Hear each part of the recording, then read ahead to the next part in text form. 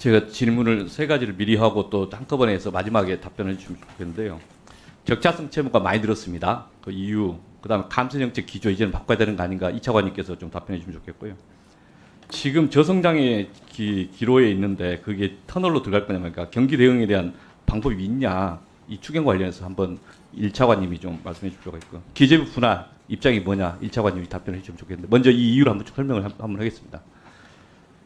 이게 기재부 나라냐 이런 이야기들을 저희 많은 국민들과 함께 이야기를 합니다. 이건 뭐냐면 지난 수년 동안에 기재부가 무능하고 불통이었고 오만했다. 그런 데에 대한 평가라고 생각합니다. 이 용어에 대해 동의할 거냐 별개로 그런 평가가 있다는 이야기를 드리는 거고요. 기재부는 정치하는가? 기재부가 정치 집단인가? 윤석열 정부가 특수부랑 이 모피아가 함께하는 연합정권인가?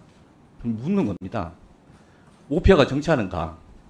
지금 뭐 몇 가지 하는 것들을 보면 좀 독특하다 이런 생각이 들어서 그렇습니다. 한덕수 총리, 김대기 전 비서실장, 추경호, 그 다음에 최상무 이런 분들이 기재부를 대표하는 분들인데 현 정부의 한 축을 이루면서 책임 있게 했었습니다. 근데 12.3 내란 이후 제대로 했냐? 또는 그 전에 지난 3년 동안 제대로 잘했냐? 이런 비판이 있는 거죠. 윤석열 정부에서의 경제팀은 전반적으로 무능하고 불통했다. 그 비판을 저는 작년부터 계속 지적을 하고 있습니다. 나라 국간이 이미 무너지고 있다. 나라 국간 무너지고 있다는 게 2021년 국세 수입이 약 340몇 조인데 작년 336조가 나왔잖아요. 절대치가 줄어든 것에서 반성을 지금도 안 하고 있잖아요. 그 다음 적자성 채무를 보니까 21년 대비 24년 기록의 차이가 217.9조가 늘었어요. 적자성 채무가. 돌려막기 하면서 별의별 걸 다 했지만 감세 정책으로 한 100조 이상 감세하고 적자성 채무 이래 들었어요. 이 이유와 해명과 해법이 있어야 되지 않습니까? 지금 재정권 전성한다는 다 국민들 속이고 거짓말만 하고 있지 않습니까? 이거 어떻게 반성할 거냐. 감세 정책 바꾸자고 했는데 안 하고 있잖아요. 지금도. 반성이 없어요. 국민들 보기에. 그러면 감세를 했으면 경제가 활성화될 거라고 했는데 경제 잘했냐. 23년 1.4%, 작년 2%, 그 다음에 올해도 이제 1%대 이런데 실제 경제를 잘한 것도 아니지 않습니까? 그리고 계속 그동안에 23년도 내내 추경 없다면서 적극적 재정 안 했고 작년도 대응한 게 별로 없었고 그러다가 내란 일으키고 나서는 그 더 큰 수렁에 빠졌고 그런데 내란 대응 제대로 했느냐 이런 문제가 있지 않습니까? 이런 지적을 하는데 계속 불통이었지 않습니까? 뭘 국회에서 떠들든지 말든지 국민들이 떠들든지 말든지 우리가 하는 건데 기재부 나라냐 기재부가 알아서 다 결정하면 되는 거냐 민족 통제에 대해서 고민을 안 하는 거냐 그런 생각 자체도 없는 거냐 그런 기재부 관료들을 보면서 얼마나 국민들이 힘들어하고 문제제기할 거냐 그런 지적을 합니다. 추경 문제 관련된 전에 F4 관련된 이야기가 좀 있었습니다. 저희가 12.3 내란 이후에 이창용 총리가 두 가지 이야기했습니다. 정책 불확실성 빨리 해소해달라. 그 다음에 경제가 독립되게 자율적으로 해서 이 충격을 최소화하겠다. 정책 불확실성 최소화하기 위해서 최대한 그 노력을 했고 독립되게 판단하도록 최대한 고민했습니다. 그런데 기재부 출신들은 정치하지 않았습니까? 내란 진압하는 과정에서의 거부권 행사, 그 다음 상설특검 거부, 내란특검 거부 다 기재부 출신의 한덕수, 최상목 그분들이 하신 거 아닙니까? 그리고 지금 김범석 단장님 그 실제 권한대행 보조하고 했지 않습니까? 네. 그 과정에서 뭘 했습니까? 내란 관련돼서 유연적 행태에 대해서 실제 의문이 좀 있어요. 그러다가 갑자기 한덕수 간복이 대선을 뭐 프로젝트 하는지 모르겠지만 그 시점 맞춰서 추경하고 이미 이창용 총리가 추경을 진작부터 하자고 했지 않습니까? 올해 1월부터 합시다. 15조든 20조든. 그런데 기재부 당이 있는지 모르겠지만 기재부라는 정치 세력이 따로 있는지 모르겠지만 기재부 출신들을 키우기 위해서 기재부 출신들을 뭔가 만들기 위해서 뭐 하고 있는 거 아니냐. 그런 세간의 말장난이 나오고 있어요. 되게 부끄러운 현실 아닌가요? 지금 현재 지난 2년 반, 3년 동안에 실제 경제 성장률도 꽝이고 그 다음에 나라 국간도 무너졌고 그리고 불통에 대한 사회적 비판이 있고 그럼 그걸 어떻게 풀어야 되는데 해법도 없으니까 저는 기재부 분할하자고 이야기합니다. 이제 분할할 때 됐어요. 돌려막기 계속 하면서 국회에서 아무리 떠들어도 안 듣지 않습니까? 알아서 다 하시지 않습니까? 알아서 잘한다고 했으면 결과가 나와야죠. 결과가 없잖아요. 이러면 국민들이 이걸 어떻게 해요? 이 나라가 기재부 나라입니까? 여러분들이 다 결정하실 거예요? 그거 아니잖아요. 그럼 국민의 비판을 드려야죠. 그래서 세 가지 질문. 감세 정책, 적자성 채무에 대한 반성. 두 번째로 도대체 경제 살릴 대안이 있느냐. 1차관님. 기재부나 왜 반대하느냐.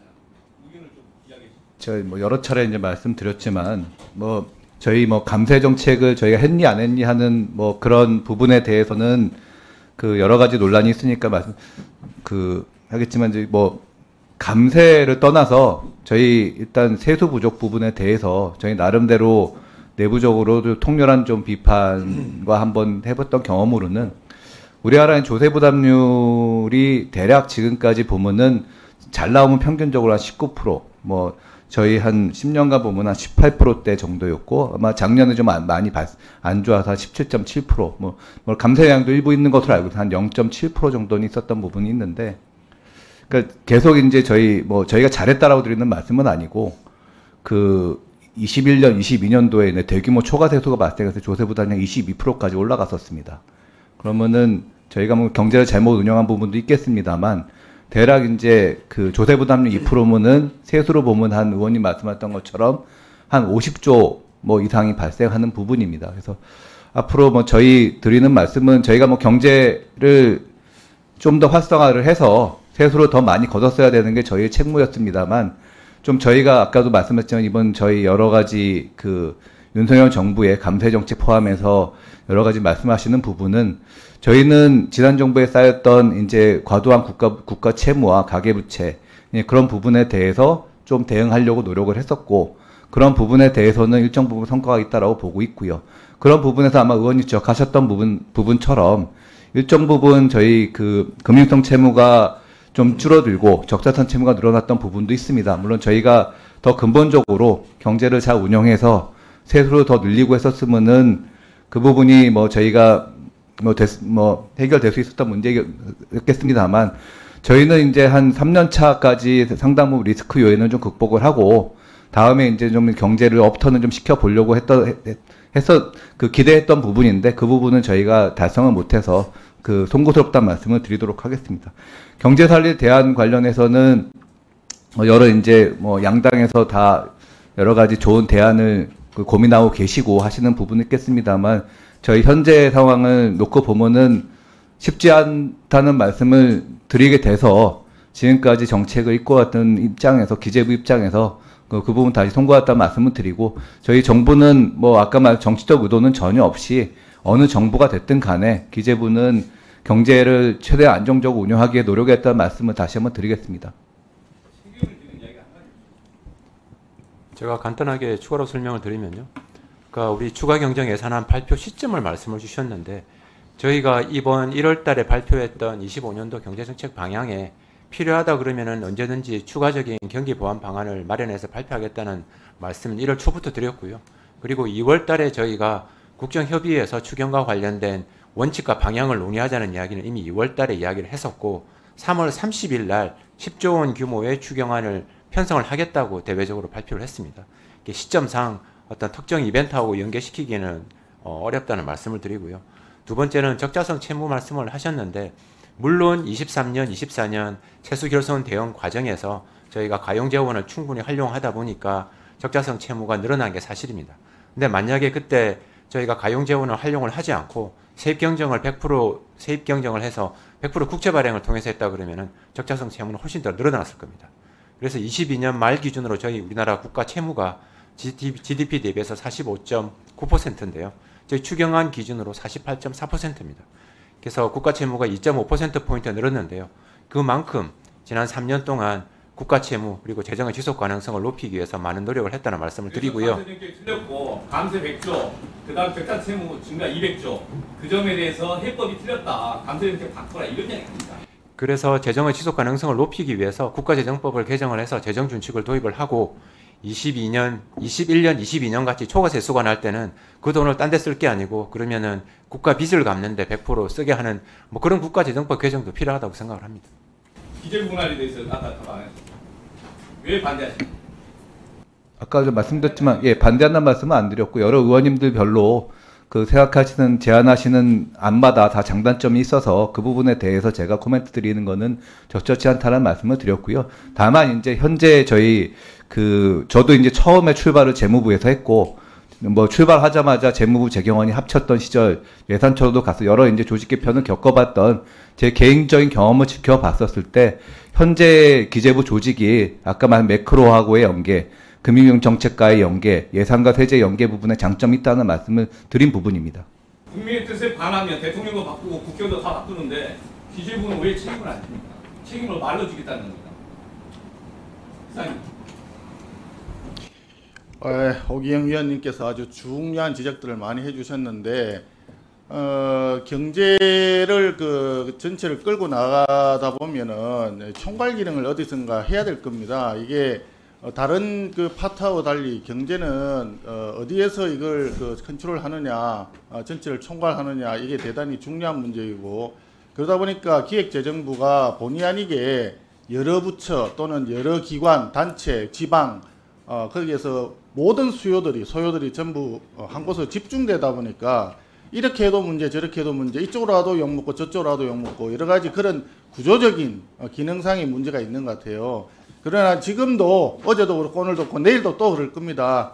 아마 기획재정부에 근무하는 1000명이 넘는 우리 공무원들이, 실무자들이 밤새워 고민하고 대한민국을 어떻게 끌고 가야 되느냐, 경제는 어떻게 하면 살릴 수 있느냐, 그 누구보다도 아마 고민을 더욱 치열하게 하고 있을 겁니다.